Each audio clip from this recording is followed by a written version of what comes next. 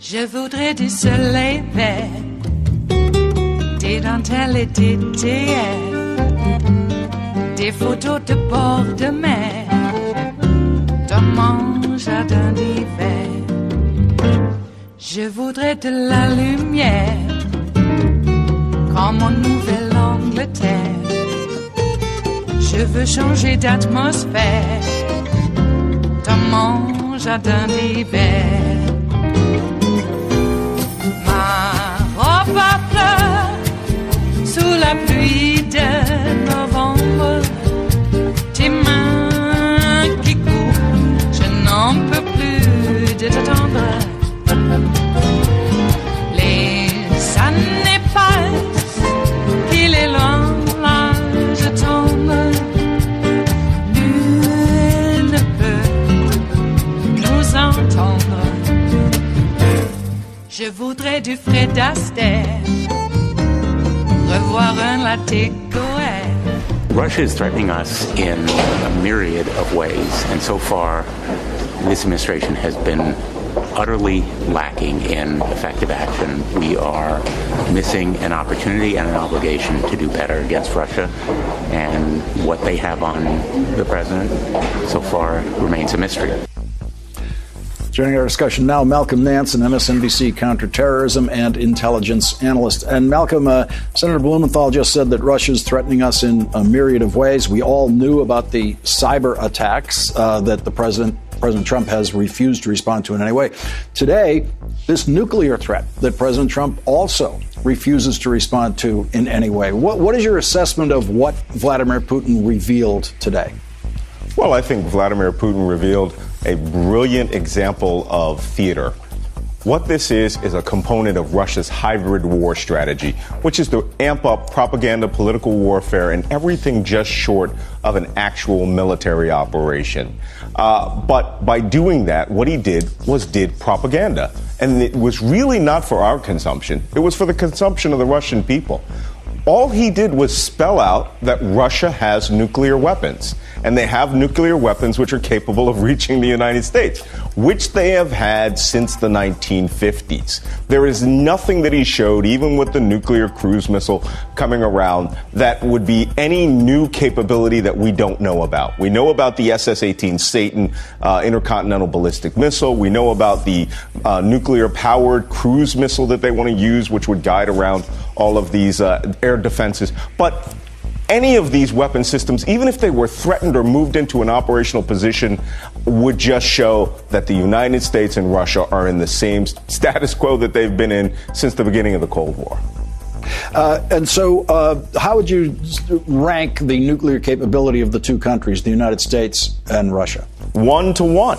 You have to understand something. We have an arsenal of 4,000 active atomic weapons, and Russia has just a few less than we have. But it doesn't matter. This is what the basis and dynamic of nuclear deterrence is all about. At one point in my career, I had to pull a short tour at a national nuclear command post. And the first thing that they do is they bring you in, they sit you down, and they show a full-scale simulated attack on the United States with everything in the Russian nuclear arsenal. It's the end of the world. So deterrence is that mission. Neither president is going to be talking seriously about breaking nuclear deterrence and creating systems which will give them an advantage in a Dr. Strange-Lovian way that they can beat the other side in a nuclear war. It's never going to happen. It's just show. What about the cyber threat that Vladimir Putin doesn't talk about? The attacks that he actually carries out are the ones he does not talk about. And that's Russia's real capacity that we know they have. It's not just their cyber capability. They have a 70-year, now 80-plus year history of political and propaganda warfare in which cyber systems have just managed to weaponize our democratic norms and use them against us. What happened in the 2016 election was not so much the United States being affected by Russian cyber warfare. It was that the United States has a free and fair system in which those systems can infiltrate us and use our own opinions against us. That's what they've really harnessed. Democratic countries don't do that. Evil dictatorial regimes do that, and Russia has just proven that they're an evil dictatorial regime. And we're back, of course, to Senator Blumenthal's point that we keep wondering about. He actually said, what do they have on the president? That's what he's wondering. What does Vladimir Putin have on President Trump that leaves President Trump silent in moments like this?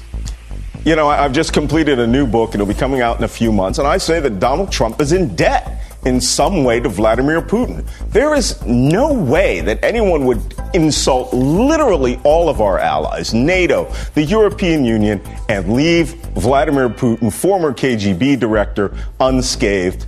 Something has to be there. Malcolm Nance, thank you very much for joining us tonight. Really appreciate it. My pleasure. It is Friday, the 2nd of March of 2018, and you are in West Coast Cookbook and Speakeasy. I am your chef de cuisine, Justice Putnam. Our daily special is Blue Moon Spirits Fridays, folks, because everyone is truly a nighthawk in the diner of life. Okay. Yeah, you can take that to the hopper, and I dare you. I dare you. Speaking of dare you, the kids from Parkland apparently have still not been able to secure a permit from the Park Service for their march that they would like to have on March 24th. With an expected turnout of over 500,000, in an abbreviated terminology, that would be called 500,000. They got bumped by a talent show. Apparently some kids unknown forgot to date it, too. They don't know when they dated the permit application because they failed to check the box. But according to the Park Service, it was before the victims of an AR-15 attack decided that they're not going to be victims anymore. And I tell you, there's a certain segment of our society that does not stand for that. A victim is a loser, no matter what. God put them in the way of those bullets for a reason, and now they're rising up and telling us what to do. They must be children of the devil. This is what we become in this great experiment. So if it is truly a great experiment, then this is some test. And I have this belief that we have the natural antibodies in which to, ward off this contagion. I'm changing it from it can't happen here till it will not happen here. How dare we allow this to occur? Kids have still not gotten a permit. And, Park Service, we got a little story about Zinke. This administration, this whole White House, it's a corruption that is infected throughout. And I'm not holding up a bunch of blank pages saying, here I hold in my hand a list. No, if you were to hold up pages, if you could, because there'd be so many. Yeah, the only thing that would be a discussion is, did you use like 8-point font or 10-point font? That's the only thing that people would be discussing. What do we have on the rest of the menu here at Blue Moon Spirits Fridays and West Coast Cookbook and Speakeasy? Well, that was Malcolm Nance breaking it down about Putin's nuke threat. And let me just say a little something about that. Putin is a mobster. Trump owes a mobster something. What does a mobster do? They come with a bat, and they break a finger or two, or maybe a leg. And if they've come a few times, they may just break your head. So I think that what was happening here is Putin came into Trump's crowded bar, slammed that bat down on the bar, and said, "You owe me still. Do not forget. I told you I would come for a favor. I expect that favor to be paid." So it's all for show, but for show, right? It's a message. It's a communication. It's a failure to communicate? No, I think the communication was delivered loud and clear. And that's why Trump decided, okay, I mean, everything's happening. I hate my aides. I hate everything. Daddy's mad. And now he's going to spank us with his big leather tariffs. And he did. Now, I'm an advocate of American steel. I want American steel. I think we make the best steel in the world, and always have, for the applications that it's used. I mean, we're not making, Japanese samurai swords here, okay? I mean, that's a particular kind of steel, but I'm talking about steel that doesn't fall apart. I always like that. And, but you got to be careful about how we disrupt the chain, the supply chain. And, just off the cuff saying, 25% on steel, 10% on aluminum, and the stock market immediately tanked.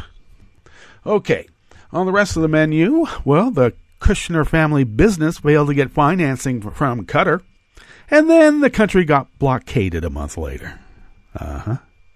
Told you. Okay, Russia sought to deceive and influence the fight over fracking by targeting both environmentalist and pro-drilling backers. Well, sure, get them to shoot at each other. Then you come in the vacuum, and the next thing you know, everybody's reading it in Cyrillic. And the Equifax data breach, remember that? Affected millions of more consumers than previously announced. They got us all, folks. I bet they got us all. After the break, we'll move to the chef's table to examine Trump's failed voter fraud czar, Kris Kobach, and his plans on having a hate group member testify on his behalf in court because, he is being judged by a jury of his peers, he thinks. And after the resignation of a top scientist at the US Geological Survey, lawmakers want to know why the Trump administration demanded early access to sensitive oil and gas data on Alaska's North Slope. It's a John le Carre novel. It truly is, folks. Well, and all that and more on West Coast Cookbook and Speakeasy. Bon appetit.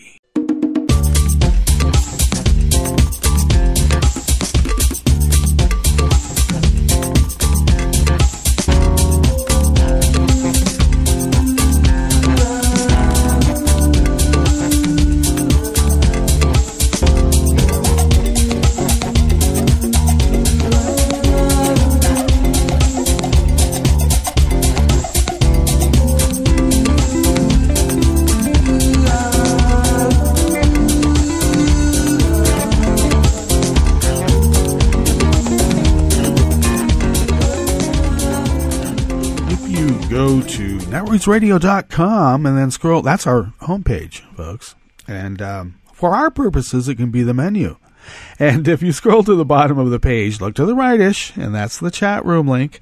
And any communications, questions, concerns, leave a message. And our rowing girl, Kelly Lincoln, does monitor that quite diligently, as I always say. And oftentimes she's in the chat room link. So not always, but often. So that's a good way to connect with us. Also, Tom takes care of our Twitter handle at Netroots Radio. I am on Twitter as at Justice Putnam, and I always post our show notes and links on Daily Kos on my diaries there at Daily Kos, and you can find me there as Justice Putnam. So it's simple. Oh, and podcasts of the, before I talk about podcasts, to the leftish of the chat room link are the donate contribute buttons, and we are making a transition. We'll fill you in more. Things are still in stasis, but we need to pay the bills, and your generosity is very, very appreciated. And, but we have to move accounts and all this other stuff. So we'll fill you in if there's any changes on your end you need to do. We'll figure out some way to contact you. Okay, and podcasts of West Coast Cookbook and Speakeasy, as well as my music show on Sundays, The Justice Department, Music Sans Frontières, Music Without Borders, can be found on Stitcher, and West Coast Cookbook and Speakeasy can certainly be found on TuneIn, iTunes, I think. We're on Spreaker, is where I emanate the podcast from. Find us on Stitcher, TuneIn, iTunes, and where other great podcasts can be found. Okay, I better get into this. Now, this Kushner family, you just knew it was going to happen. You know what's really creepy? What if now remember Wise Guy, that TV show? Maybe you don't because you weren't even born then. Nah, I think the people listening to my show were certainly born then, and they may have been too old to care about a TV show like Wise Guy from the 80s. But Ken Wall, yeah, I kind of liked his swagger. Undercover guy, infiltrated all sorts of crime families. So early on in that series, there was one where Kevin Spacey and his sister ran this really dark. What if Jared is like Kevin Spacey? Creeped me out. It just occurred to me last night. I woke up with a start. Okay. A new report is raising questions about the role that Trump's son-in-law, Jared Kushner's family business interests, play in Trump administration foreign policy. Well, yeah. Oh, my God. Kushner companies met last April with Qatari finance minister Al-Sharif Al-Ahmadi to try to secure an investment for its troubled property at 666 Fifth Avenue in New York City. Yeah, I'll tell you who's the children of the devil. The attempt to get money directly from the Qatari government apparently went nowhere, however, and then weeks later, Qatar was hit by a massive international blockade. We'll show you. You carry a stick into a thuggish strongman show, we'll bring in a navy. Okay, the failure to broker the deal would be followed only a month later by a Middle East diplomatic row in which Jared Kushner provided critical support to Qatar's neighbors, led by Saudi Arabia and the United Arab Emirates. A group of Middle Eastern countries, with Kushner's backing, led a diplomatic assault that culminated in a blockade of Qatar. Kushner, according to reports at the time, subsequently undermined efforts by Secretary of State Rex Tillerson to bring an end to the standoff. Now, interestingly, the United Arab Emirates was one of the countries that U.S. intelligence officials reportedly found discussing ways to use Kushner's family business interests to manipulate him and do their bidding, and they did. Kushner's security clearance last week was downgraded, and he is now blocked from accessing top-secret classified information despite the fact that he has been charged by Donald Trump with bringing peace to the Middle East, the world, and all the money back into the Trump crime family.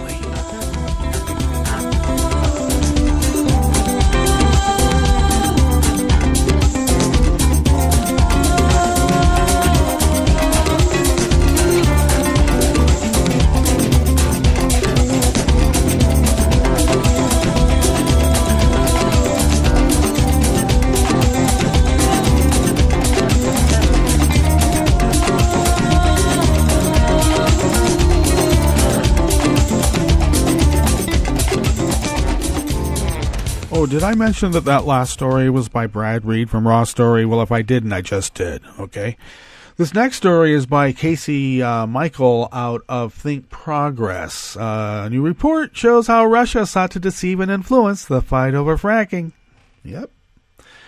They used fake accounts to push disinformation across multiple platforms. And why wouldn't they?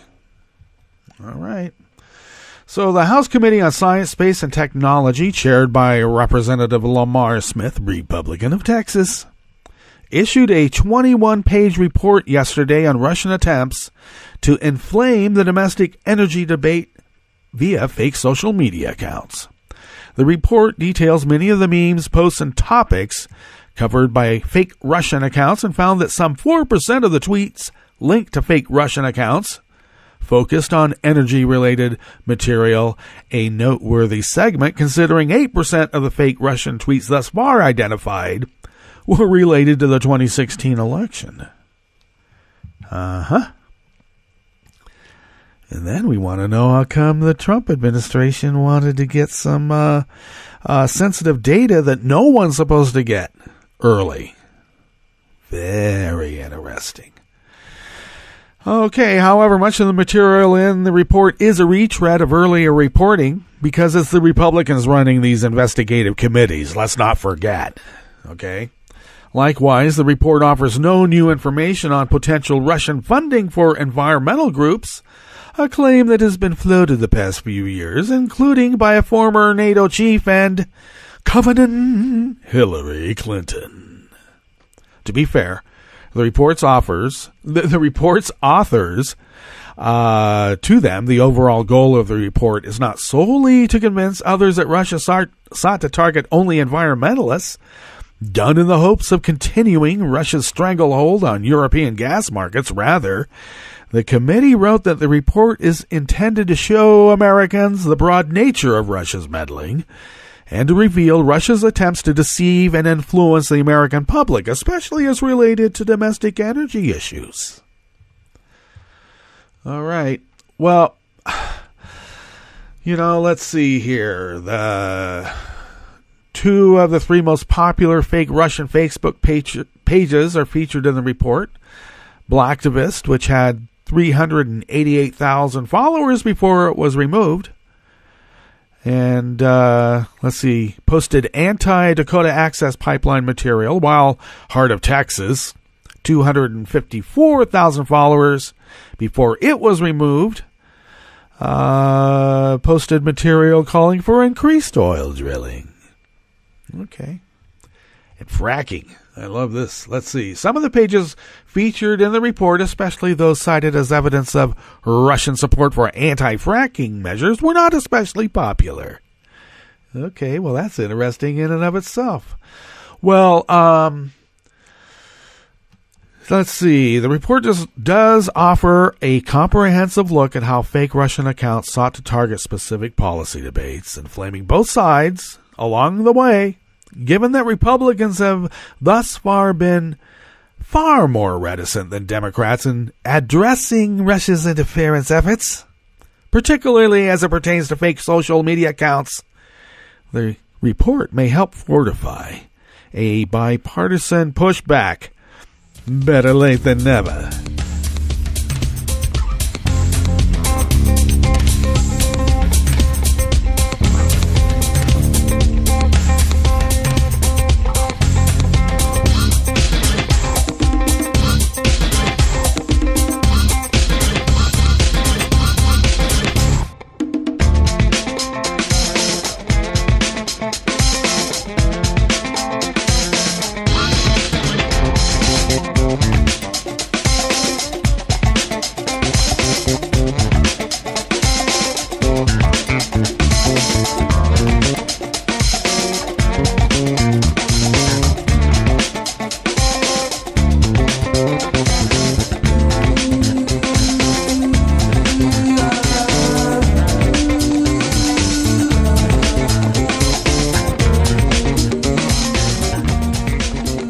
Finishing up here in the Bistro Cafe, part of West Coast Cookbook and Speakeasy.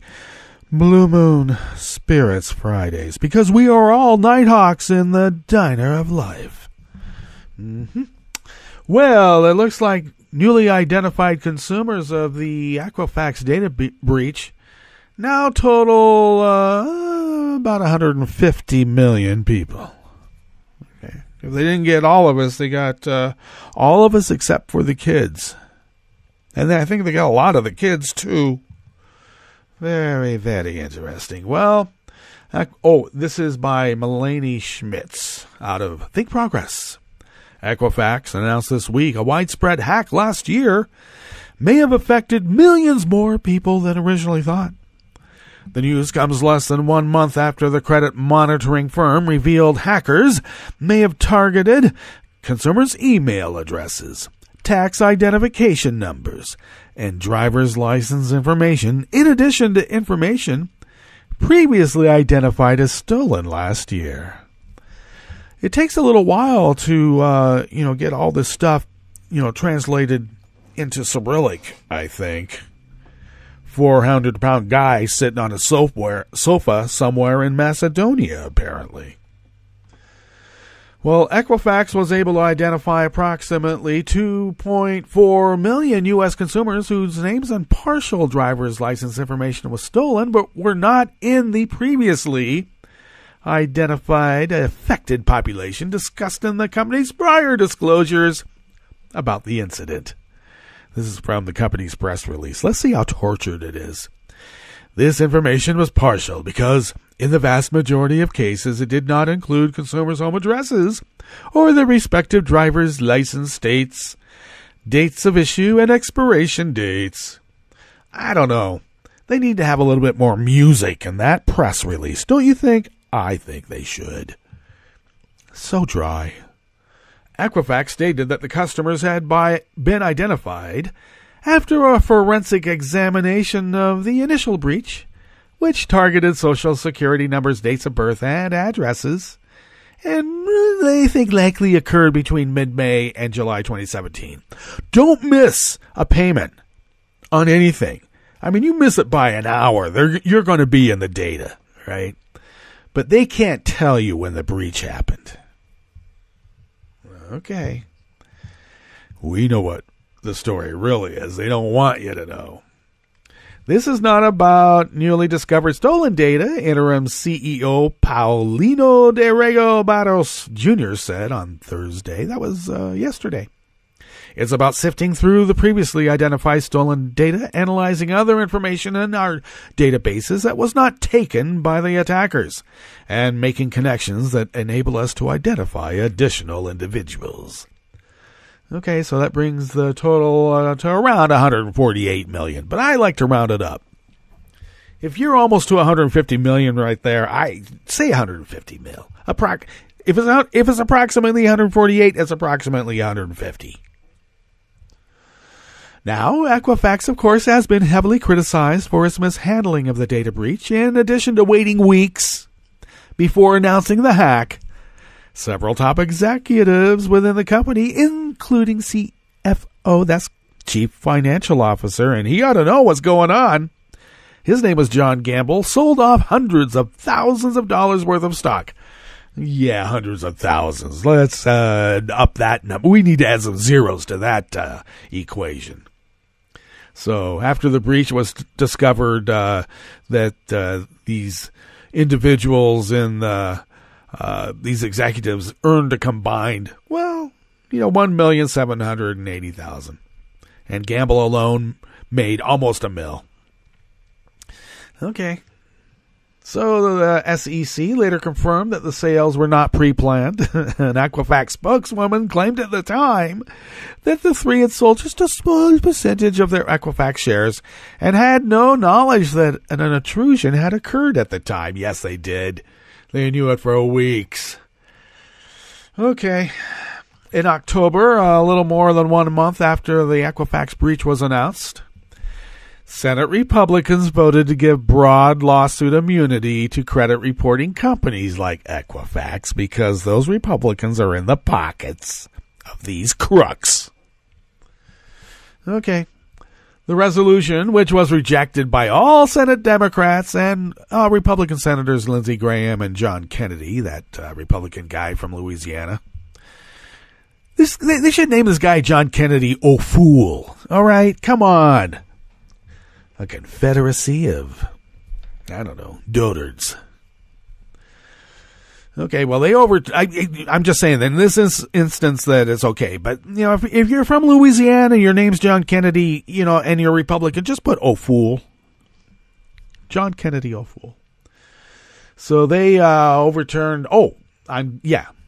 Lindsey Graham, John Kennedy O'Fool, overturned a rule implemented by the CFPB that would have barred companies from employing forced arbitration clauses in their contracts, which require consumers to sign away their right to sue the company later on. Thank you, Lindsey.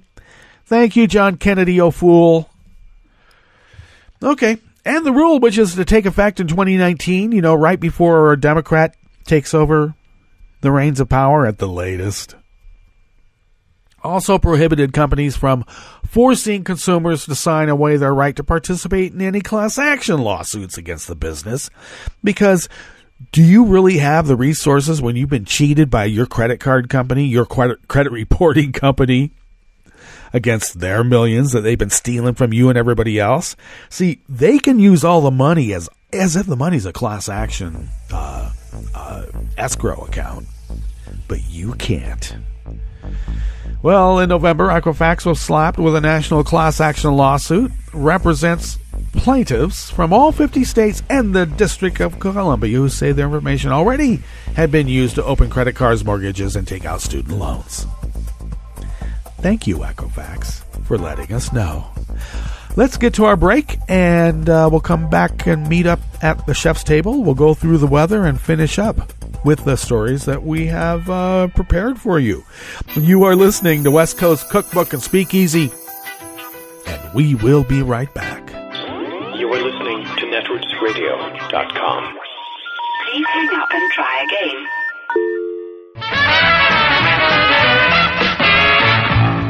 From a point at sea to the circles of your mind, a new force is at work for planetary transformation. New radio for a new Earth. This is Take Two Movie Review. I'm Kim Lowe. This week, when truth is scarier than fiction, sometimes the baddest, most memorable villains come from real life. James Whitey Bulger is a perfect example. Bulger became one of the most notorious and powerful underworld figures in the Northeast thanks to his alliance with the local FBI branch. Black Mass, which is based on the book by the same name, looks at that alliance between Bulger and the corrupt FBI agent John Conley, played by Joel Edgerton in a decidedly unglamorous role. Unlike many mob movies, Black Mass doesn't waste time on backstories that aren't relevant. This is smart on the part of director Scott Cooper because there is enough material here for several movies. However, by focusing squarely on Bulger and his rise and eventual fall, the movie has a fast-paced feeling to it that belies the fact it is 122 minutes. While Cooper and the film editor deserve credit for this, Johnny Depp also deserves recognition for his mesmerizing performance as Bulger. While Depp is arguably one of the best actors of his generation, many of his recent over-the-top performances have left audiences cold. This one does not. Bulger's creepiness comes from his subtlety. Depp, who was well known for getting into character, collaborated with longtime makeup artist Joel Harlow to physically become Bulger, right down to his ice blue eyes, which are as cold and unflinching as a Boston winter night. He rarely raises his voice and instead prefers to let his actions speak for him. He's a psychopath in the truest sense of the word and commits some of the most chilling on-screen murders in recent cinematic history, even though very little actual violence is shown. While Black Mass may not be the best crime movie of all time, it is nonetheless very good and reminds us that award season is here. This has been Take Two Movie Review. I'm Kim Lowe. Catch up with us at Take2MovieReview.com and feed us back on the Take Two Movie Review page on YouTube.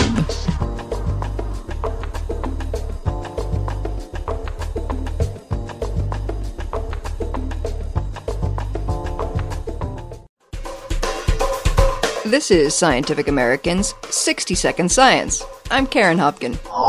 Lichens are really cool, successful organisms that are composed of at least two symbiotic partners. A fungal partner that provides structure and protection, and a photosynthetic partner that likely provides energy in the form of sugar. Chloe Pagoda, a graduate researcher at the University of Colorado. She led research that found that this partnership extends to the genetic level. The fungal partner in many lichen jettison a gene that's critical for energy production, making them completely dependent on their algal associates. Although scientists have long appreciated that general division of labor, what's been less clear is whether the relationship was entirely obligatory. In other words, are the cohorts changed by their evolutionary association in such a way that they can no longer make it alone?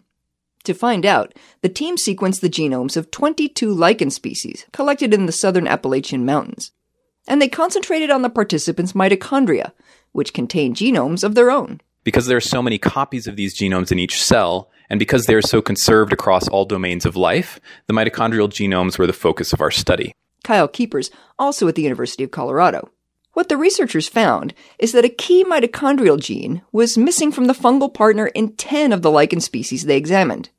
These species hailed from 3 different evolutionary lineages. This is a really cool result because it demonstrates that this lichen relationship is obligate, and that the same strategy for genome streamlining was employed 3 different times over evolution. The findings appear in the journal Molecular Ecology.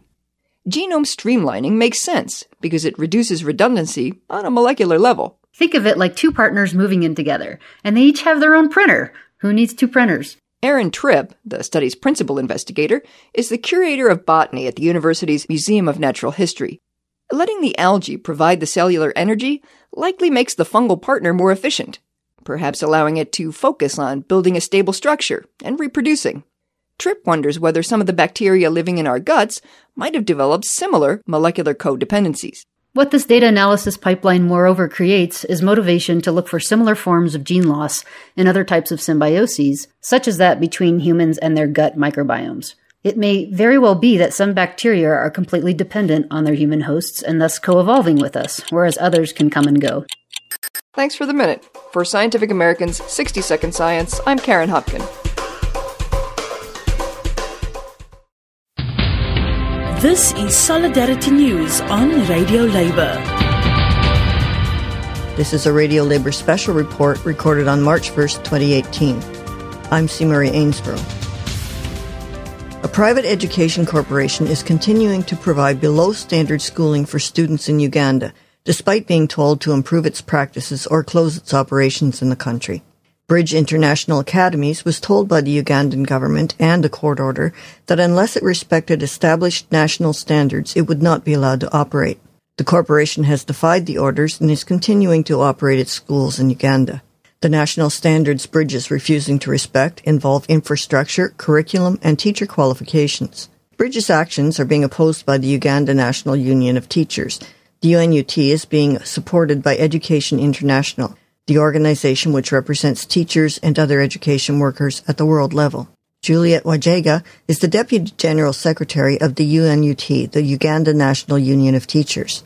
We appreciate the support of Education International in the fight for all our children to have a free quality education, an education where we have qualified teachers, where the classrooms are of quality, and we hope that the government of Uganda will keep to its promise of having the schools that meet the basic minimum requirements and standards operating. And we hope the Bridge schools are able to meet these standards before they can let to operate in our country.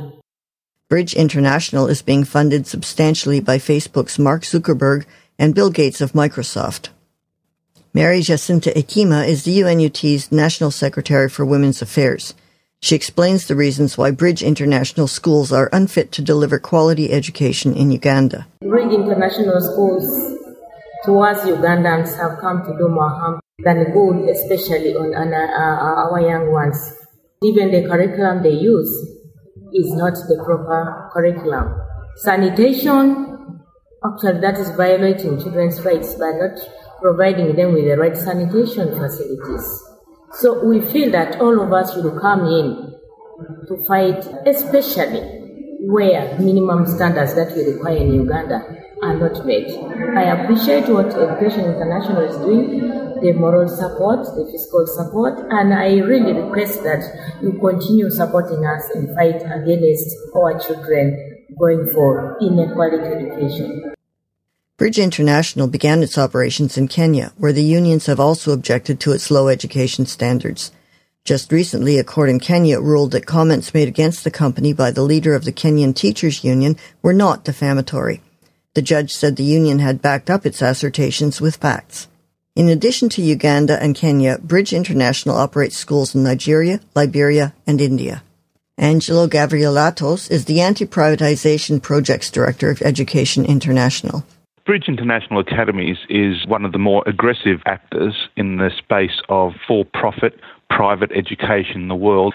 They receive support from significant actors, not least of which is the World Bank, the global edu business Pearson, and billionaires such as Facebook's Zuckerberg and Bill Gates. So they receive some considerable support from significant institutions and individuals globally. Their business plan, their business model, if you like, is predicated upon the employment of unqualified staff, in the main high school graduates. They teach a highly scripted curriculum, which is read in some instances word for word by their teaching staff, and their curriculum is generally not approved by the authorities, and they deliver this in very, very poor facilities. So it's a business plan aimed at maximising profit whilst undermining the right of every child to quality education. The curriculum developed and delivered is not approved by the curriculum authorities, the educational authorities of those countries. What we have in this instance and in other instances, apart from curriculum, for example, their employment practices, what we have is repeated and willful neglect of the various legislative requirements of countries. I'm C. Marie Ainsborough. Thank you for listening.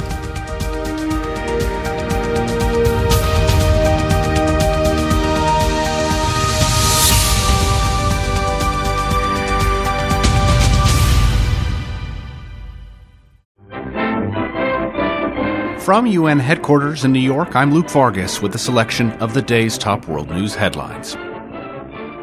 The U.S. can join South Korea in sending an envoy to North Korea later this year, or stay home. That was the basic message communicated to President Trump by South Korean leader Moon Jae-in on Thursday.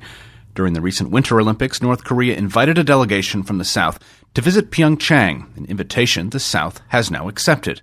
If the U.S. decides to tag along on the visit, it's unclear who President Trump would send. The U.S. Special Representative for North Korea, Joseph Yoon, is resigning tomorrow, and Trump has yet to appoint an ambassador to South Korea. For the first time in its history, the Norwegian Nobel Committee, the group responsible for handing out the Nobel Peace Prize, says it's caught someone using a stolen identity to submit a Peace Prize nomination for none other than President Trump. The committee only accepts nominations for the prize from qualified academics, members of national parliaments, and past recipients. The committee has declined to reveal the stolen identity used to nominate Trump or the person responsible for the forgery. And Russian President Vladimir Putin used a major pre-election speech on Thursday to announce that the country had developed new intercontinental ballistic missiles capable of evading Western air defenses. Putin told those gathered for the equivalent of his State of the Union speech that, quote, the attempt at curbing Russia has failed. With billions of rubles pouring into the Russian military in recent years, it's not hard for Putin to tout new weaponry. More challenging, though, will be to show measurable progress on improving the Russian economy. Nevertheless, just weeks ahead of a presidential vote in which he hopes to win another 6 years in office, Putin pledged to slash poverty rates in half and raise Russia's GDP by 50% by the middle of the next decade. For more global news headlines, visit talkmedianews.com.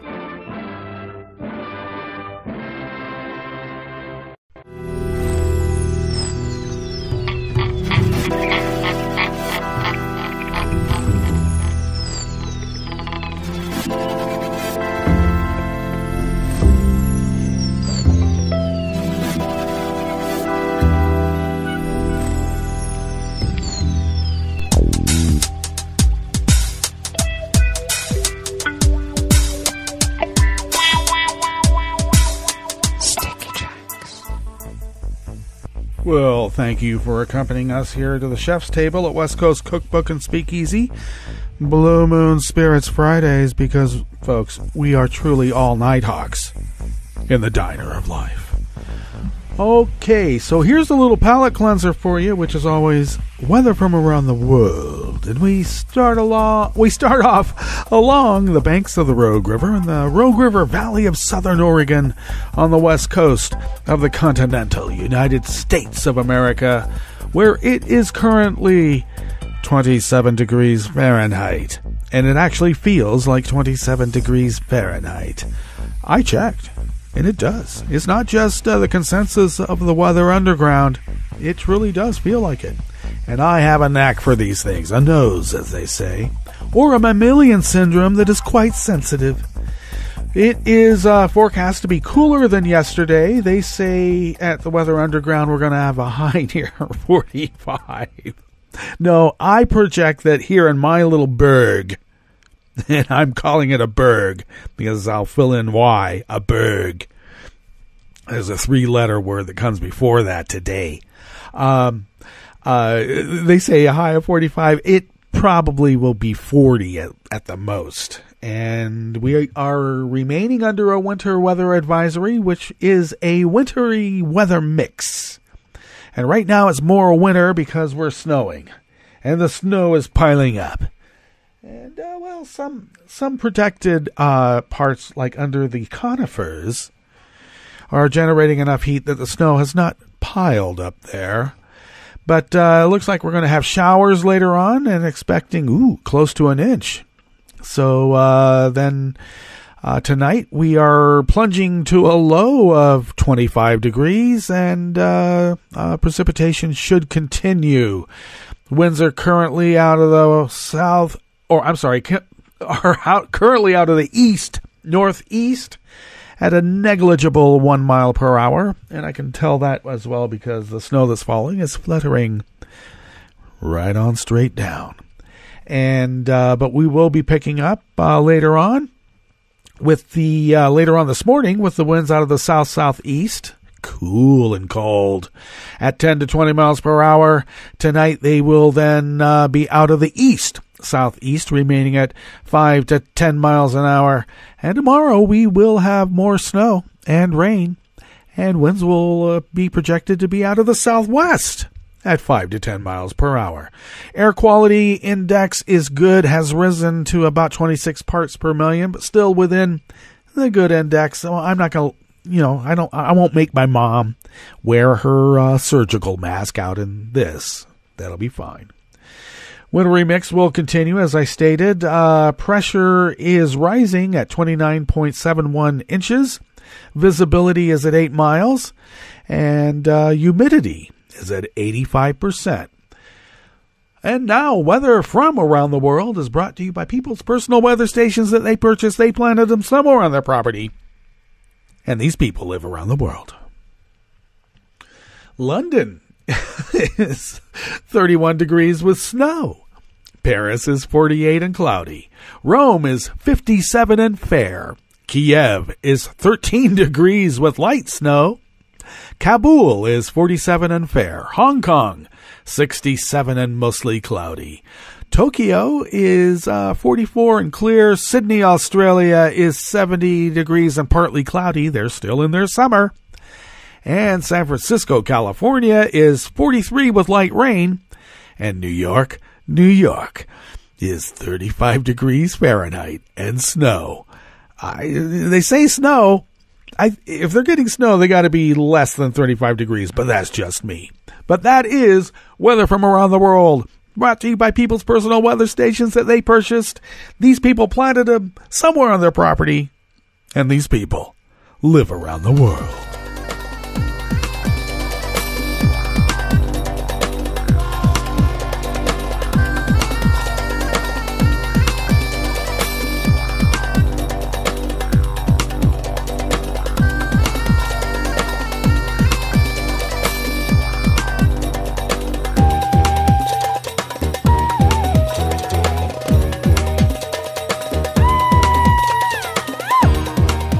Okay, starting off here at the chef's table at West Coast Cookbook and Speakeasy, Blue Moon Spirits Fridays, is a offering by Noor Al-Sabai out of Raw Story.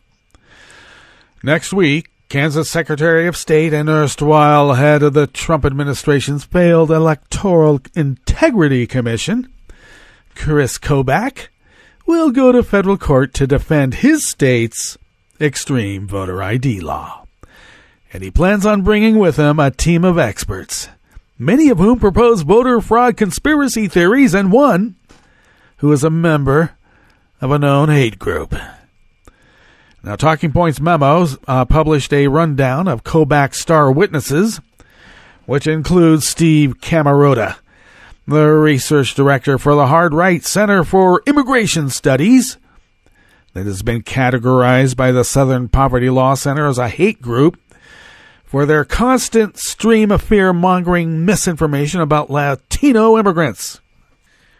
One of its founders, John Talton, is a known eugenicist who believes the U.S. must retain its European-American majority to survive and to thrive and to prosper. Okay. Now, during Kobach's trial, Camarata will not be testifying about immigration at all. Instead, court documents show he will be there to prove, quote, no evidence that the proof of citizenship requirement adversely impacts the registration or participation rates of U.S. citizens in Kansas. Among the other experts Kobach assembled is Hans von Spassky. Yeah, you know that guy, another member of the failed Election Integrity Commission who once emailed Attorney General Jeff Sessions saying Democrats and mainstream Republicans should not be allowed to serve on it. And he also tapped Old Dominion University professor Jesse Richmond, who wrote a Washington Post editorial claiming undocumented immigrants swung the vote for Barack Obama in North Carolina in 2008. That resulted in 3 rebuttals in the Post alone. Okay, this is they're experts on conspiracy theories, I'll say that. Okay, well, we'll see what kind of judgment they get in an actual court of law.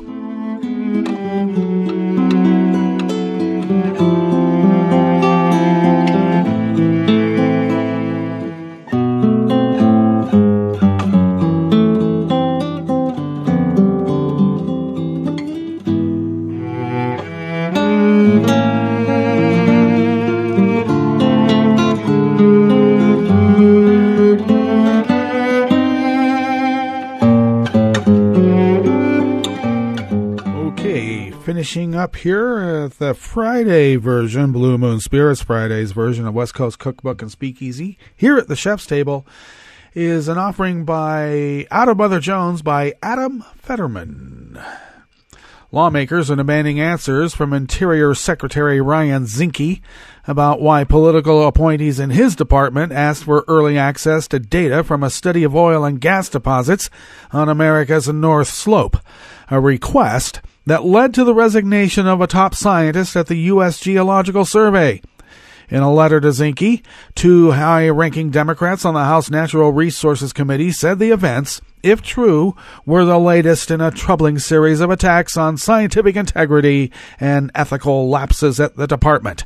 The letter, authored by Representative Raul Gaviria of Arizona, the committee's top Democrat, and by Representative Donald McKeegan of Virginia, the ranking member of the Subcommittee on Oversight and Investigations, calls on Zinke to provide details about why Interior officials wanted to see the unpublished data, how they intended to use it, and if they ever actually reviewed it before the final report was made public.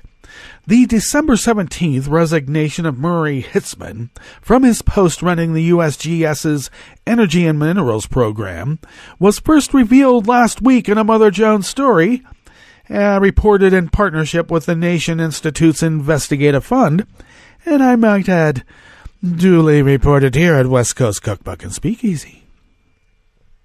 We just didn't know why he resigned. Well, the USGS, of course, we know is a scientific agency within the Interior Department, has written policy guidelines that restrict the USGS from sharing sensitive data from energy assessments before those reports are made public. In his resignation letter, Hitzman wrote that he was leaving the USGS because the agency had agreed to provide Zinke with the data from the assessment several days in advance of the information's public release, in contradiction of the interpretation of USGS fundamental policy. As Mother Jones reported, by late 2017, political appointees within the Interior Department, including Department Secretary David Bernhardt, were insisting that if Zinke asked to see the pre-publication data from the Alaska study, the USGS would have to provide it. At a tense meeting on Friday, December 15th, Bernhardt argued that the USGS guidelines didn't actually prohibit such a disclosure and insisted that the Secretary could see the data whenever he wanted. Well, Bernhardt, a former energy and industry lobbyist and George W. Bush administration official, added that the USGS could ask Zinke to sign a non-disclosure agreement if necessary. Yeah. At the Friday meeting, the USGS did not receive a request for the data from the Interior Department, Hitzman said. According to an email obtained by Mother Jones, Hitzman's superiors at the USGS were prepared to turn over the data the following Monday, 4 days before the report's release. The email raises the possibility of using a 3 to 4 page PowerPoint with a disclaimer on the pages indicating that the information is sensitive, pre-release, not to be shared. Troubled by what happened, Hitzman submitted his resignation letter on Sunday, December 17th. Scientific integrity is the bedrock of the survey and must be preserved for the Bureau to properly serve this nation, Hitzman wrote in his resignation letter. Though I understand my resignation will not change the data release, I feel that as head of the Energy and Minerals Mission Area 1, I must register my protest of this action. Well, while the USGS did not agree to turn over the data prior to publication, it's unclear whether Zinke or other Interior officials ultimately viewed it. The USGS's policies in question are designed to protect the agency's scientific credibility and to ensure that sensitive data is not used for private financial gain. That's the key right there, private financial gain. Well, the issue could come up next week during the Senate confirmation hearing for James Riley, a former astronaut and petroleum geologist named by Donald Trump to head the USGS. In an interview with Earth and Space Science News in January, Marcia McNutt, who ran the USGS under President Barack Obama, said Riley would need to be the agency's primary advocate on issues ranging from government funding to scientific integrity. Dr. Riley may at times need to stand up for the independence of USGS science and have his scientists back, she said. Well, we will see, and that might be a little interesting confirmation hearing in its own right. Well, that brings us to the end of our broadcast period for the day and also for the week for West Coast Cookbook and Speakeasy. Of course, we will be back here on Monday for River City Hash Mondays. But stay tuned for more breaking news today and throughout the weekend. And stay tuned for some great original Netroots Radio content, as well as our regular national feeds. And so do that, please. And we will visit with you on Monday in West Coast Cookbook and Speakeasy. Bon appetit.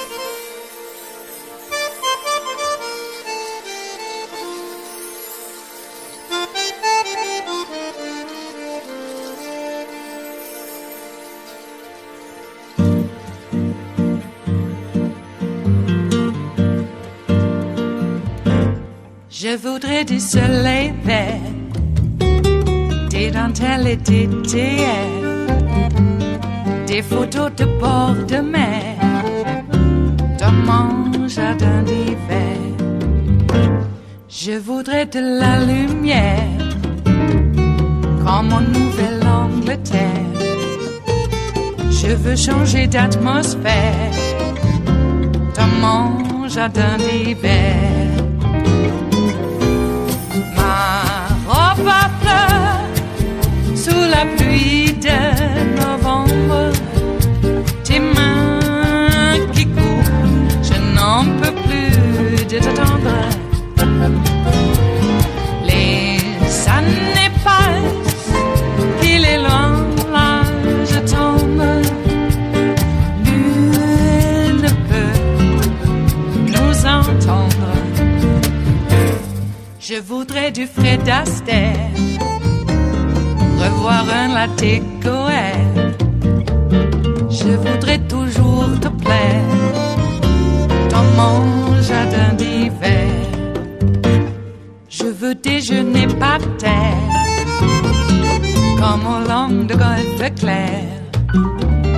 T'embrasser les yeux ouverts dans mon jardin d'hiver. Ma robe à fleurs sous la pluie de novembre. Tes mains qui courent, je n'en peux plus de t'attendre. Les années passent, il est loin, là je tombe. Nul ne peut nous entendre. Ba-da-da-dum-di-da-dum. Ba-da-da-dum-di-da-dum. Ba-da-da-dum-di-da-dum. Dans mon jardin d'hiver. Ba-da-da-dum-di-da-dum. Ba-da-da-dum-di-da-dum. Ba-da-da-dum-di-da-dum. Dans mon jardin d'hiver. Dans mon jardin d'hiver. Dans mon jardin d'hiver.